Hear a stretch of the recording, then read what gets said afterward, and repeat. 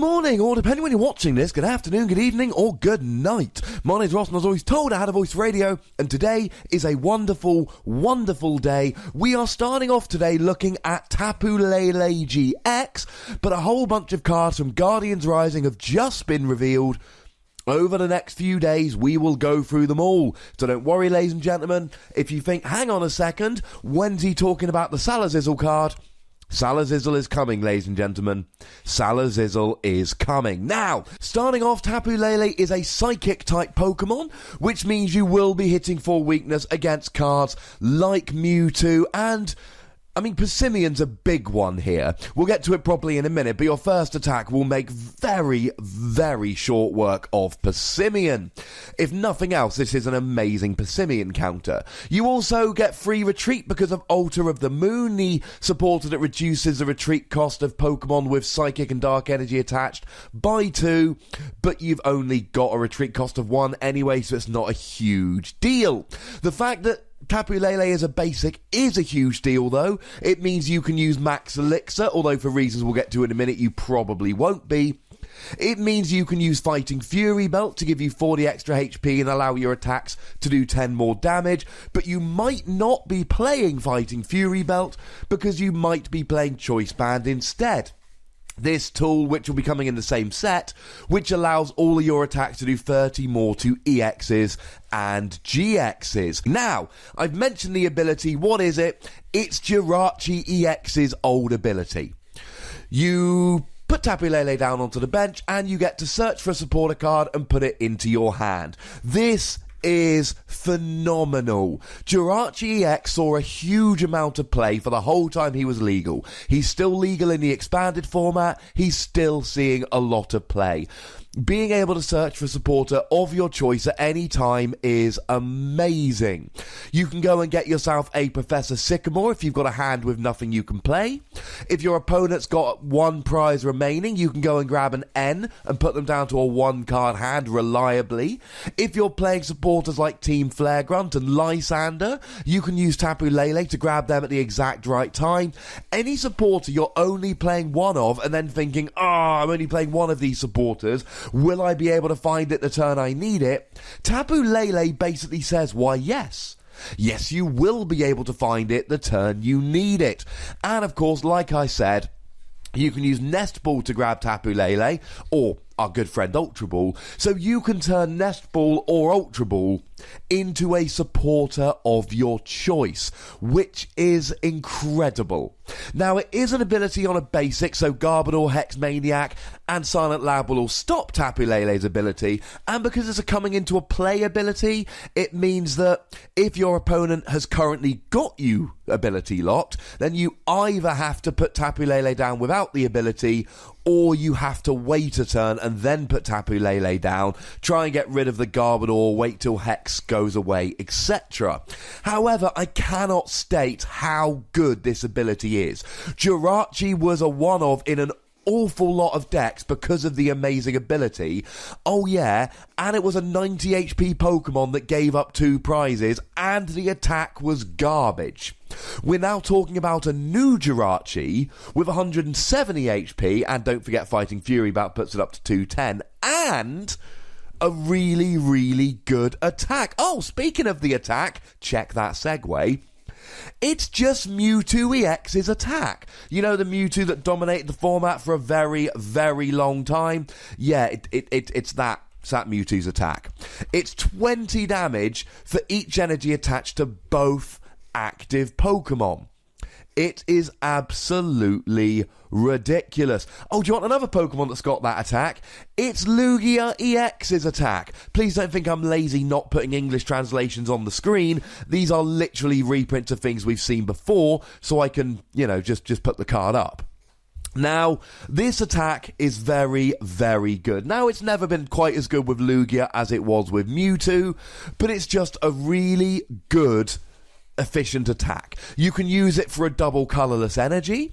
The fact that it's a single energy attachment means that you can use Max Potion to completely heal Tapu Lele. Don't forget you would then want to use Special Charge to recover the double colourless energy, and then just keep going. Against something like a Lurantis GX or a Volcanion GX, they've got 3 energy, you've got 2, you're doing 100 damage. Although for Lurantis you would need something like a Fighting Fury Belt on one of those hits.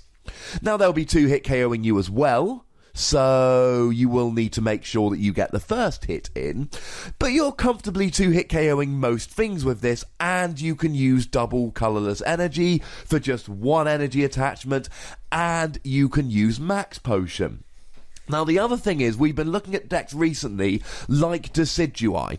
Decks where, hey, I've got a really good ability, but I just need an attacker. Someone to sit and hit for efficient damage for not much energy. And Lugia's been our go-to in a lot of decks. Well, no longer, ladies and gentlemen, because we've got Tapu Lele. Tapu Lele will largely replace Lugia. Now, it doesn't have the fighting resistance. But, oh yeah, did I forget to mention, Tapu Lele has no weakness. So whereas Lugia can be taken down by something like Zebstrika, Tapu Lele has no weakness. And nothing at the moment is weak to colourless, but there's plenty of things that are weak to psychic. I mentioned Persimmon earlier. Persimmon's going to have a double colourless. You're going to have a double colourless. 80 damage. With the weakness goes up to 160. And there we have it, ladies and gentlemen. For a double colourless, you easily one-hit KO Persimmon. And, oh yeah, they're going to be playing Mew, but you have no weakness. Do not sleep on the tankiness of Tapu Lele, ladies and gentlemen. Because you've got 170 HP, you whack a Fighting Fury Belt on there, 210, and no weakness. Now, we talked about this in the Tapu Bulu video, but please do not sleep on this. Any Pokemon with high HP and no weakness can tank. Add in the amazing ability, add in the colourless attack. This can, and I suspect will, be played in almost any deck. Now, something like Incineroar's not going to want it because it's not a fire Pokemon, but in almost any other deck, it's got an amazing ability. It's got a really nice attack. It's got no weakness whatsoever. Now, you'll notice up to now I've been talking about how this card is amazing, and it is. And I haven't even mentioned the GX attack. That's how good this card is. Now, the GX attack, I'm going to have to put a translation on the screen for this one, unfortunately. 1 Psychic Energy, completely heal 2 of your bench Pokemon. It's fine. It's not great, it's not amazing, but it's fine. It's like a Max Potion for 2 of your bench Pokemon, but you don't have to discard the energy. This is one of these, it's not an every game attack, but there will be certain turns where using it wins you the game. It reminds me of Umbreon GX's GX attack in that regard. You won't want to use it every single game, every single turn, but sometimes using it at the right time will literally win you the game there and then. The thing that worries me about the GX attack is that the ability and the colourless energy attack means that this is going to be teched into a whole heap of decks. And a lot of them won't be playing Psychic Energy, so I don't think this GX attack will see a lot of play, because I don't see this as a Psychic deck Pokemon, I see this as an any deck Pokemon. And any Pokemon that's got an ability that means it could be teched into a whole bunch of decks, and a separate attack, which means it will be teched into a whole bunch of decks, means I've got to give it 5 Wassies, and this was a very easy score for me. The ability alone is great and techable. It's not just a 1-deck card. The attack alone is amazing and techable into almost any deck. Add them up together and add in the 0 weakness, and we've got one of the best cards in Guardians Rising. I'm fairly confident saying that. Now, you know the deal, ladies and gentlemen, there is a comment section, so go nuts, be nice. If I'm being too nice to Tapu Lele, please let me know, but the ability's great.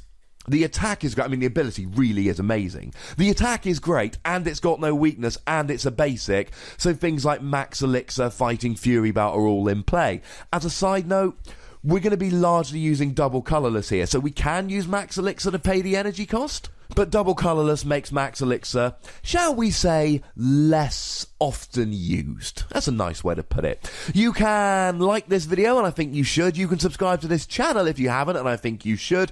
You can follow me on Twitter @TheWassy, and the most important thing as always, look after yourselves until next time. Thank you very much for watching. My name's Ross, and you've been watching PTCG Radio. Oh yeah, don't forget I uploaded a video like 12 hours ago and then got this one online, so check my most valuable cards in breakthrough video. Please don't let him be ignored. There's a thumbnail on the screen right now.